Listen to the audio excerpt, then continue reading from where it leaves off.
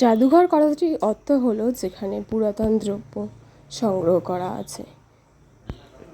Indian museum হচ্ছে ভারতের সবথেকে বড় মিউজিয়াম, যেখানে গেলে আপনি দেখতে পাবেন জীবাশ্ম, পেন্টিংস এবং অজন্তা, ইলোরার বিভিন্ন গুহাচিত্র, বোটানিক্যাল বিভাগের বিভিন্ন গাছ, বিভিন্ন কয়েন্স সামগ্রী, 4000 পুরনো মমি। তো চলুন পুরো জাদুঘরের ট্যুরটা তোমাদের সাথে শেয়ার করি।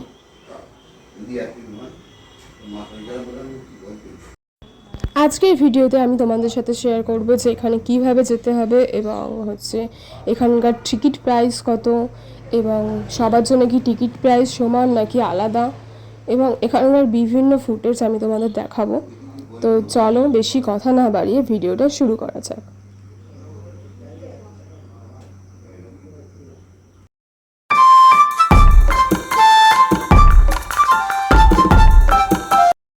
হে guys, welcome to my channel. তো আজকে আমরা যাচ্ছি ইন্ডিয়ান মিউজিয়াম, মানে কলকাতার জাদুঘরে।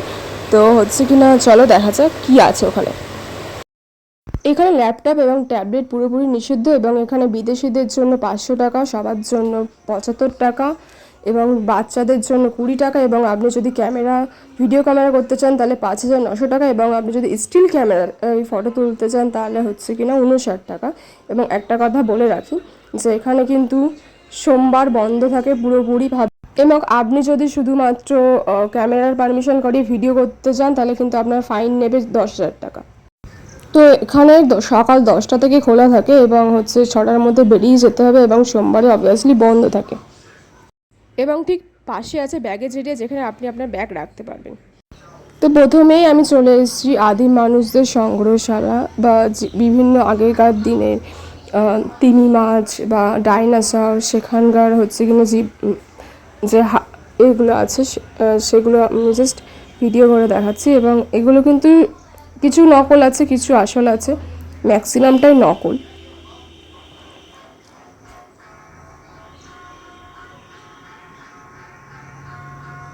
এবং এগুলো সব কাচের ঘরের মধ্যে আছে, যাতে আমার যেটা মনে হলো যাতে কেউ হাত না দেয়। এবং এর পাশেই কিন্তু সব জায়গায় উপরে লেখা আছে ডোন্ট টাচ।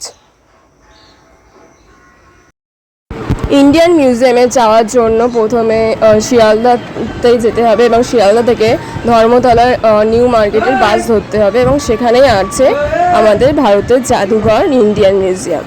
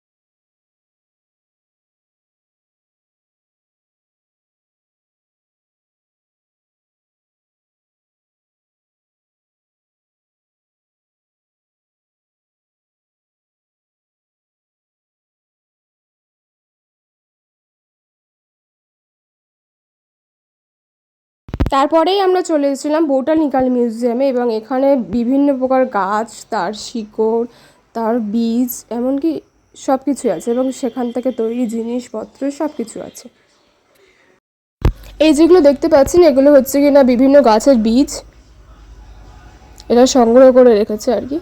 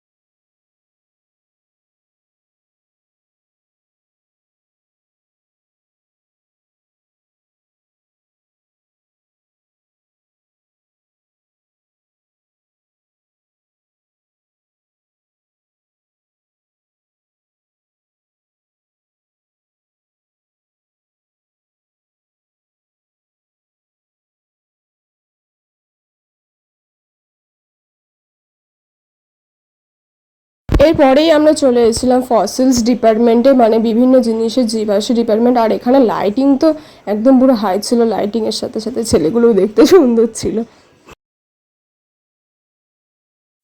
এই ঘরটাতে এত জীবাশ্ম ছিল যে আমরা দেখে শেষ করতে পারিনি, এমনি জাস্ট ওপর দিয়ে দেখে বেরিয়ে যাচ্ছিলাম।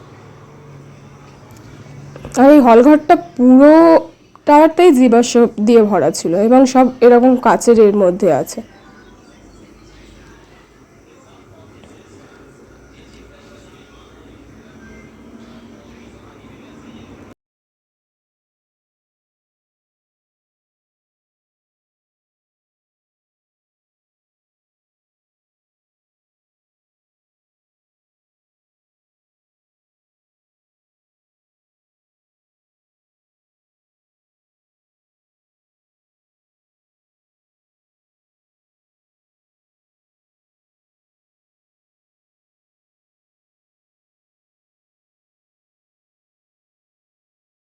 এরপরেই আমরা চলে এসেছিলাম কীট পতঙ্গের ডিপার্টমেন্টে, মানে যে কীট পতঙ্গগুলো আমরা দেখতে পাই সেগুলো। তো এগুলোর ছবিগুলো খুবই সুন্দর ছিল এবং খুবই সুন্দর ছিল। না না না না, পিউ কীট পতঙ্গ না।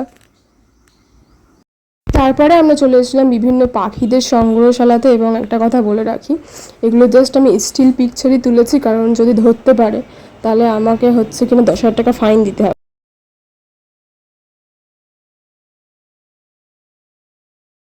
তারপরেই আমরা চলে এসেছিলাম অ্যান্টিক যে পিসগুলো আছে ঐতিহাসিক, সেইগুলো দেখতে, এবং কিছু কিছু জিনিস অতি মূল্যবান ছিল এবং হাতির দাঁতের তৈরি জিনিসপত্র ছিল। এগুলো না অ্যাকচুয়ালি চোখে না দেখলে না ঠিক রিয়েলাইজ করা যায় না যেগুলো কত সুন্দর। ফটোতে জাস্ট এমনি তো ফটো ওঠে। এবং তোমরা যে সামনে যে ভিডিওগুলো দেখতে পেলে, অ্যাকচুয়ালি ওগুলো চুরি করে তোলা। যখন গার্ড ছিল না তখন আমি চুরি করে তুলেছিলাম। এবং এগুলো যে এমনি ওখানে স্টিল ক্যামেরার জন্য 59 টাকা নেয়। তো আমি সেই পারমিশনটা করিয়েছিলাম, কারণ আমার কাছে 6,000 টাকা অবভিয়াসলি ছিল না, আর 6,000 টাকা আমার নেইও। তারপরেই আমরা চলে এসেছিলাম অজন্তা ইলোরার গুহা চিত্র দেখতে। তো এখানে যেগুলো ছিল এগুলো আসল ছিল আমার যতদূর যা ধারণা।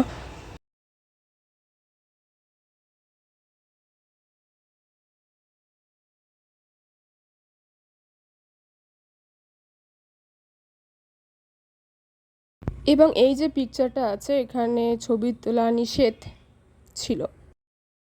এবং এগুলো হলো কয়েনের সংগ্রহশালা, বিভিন্ন টাইপের কয়েন আছে।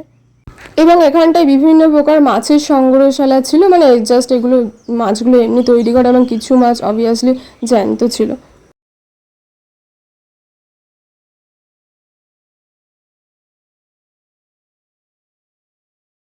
এবং এই যে মাছগুলো আছে এগুলো আসল মাছ, এগুলো প্রিজার্ভেশন করে রাখা আছে। এগুলো হলো মিউজিয়ামের বাইরের ডিজাইন। এবার আমরা চলে এসেছি পেন্টিং গ্যালারিতে। এখানে বিভিন্ন ধরনের পেন্টিং প্রিজার্ভ করা আছে এবং পেন্টিংগুলি সুন্দর ছিল সত্যি কথা বলতে কি। এবং এখানেও গার্ড ছিল, এখানেও ভিডিও করা যাবে না, কিন্তু কার কথা কে শোনে, আমি তো চুরি করে ভিডিও করে এনেছি।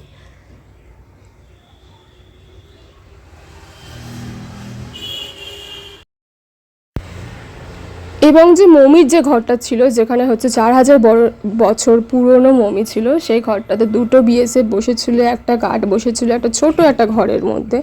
তো সেখানে আমরা অবভিয়াসলি ভিডিও করতে সাহস পাইনি, নাহলে আমাদের ধরে মার দিত। তো এটাই আর কি। তো গাইস, আজকের ব্লগটা এই পর্যন্তই ছিল। আশা করছি তোমাদের ব্লগটা ভালো লেগেছে এবং দেখা হচ্ছে নেক্সট ব্লগে। বাই।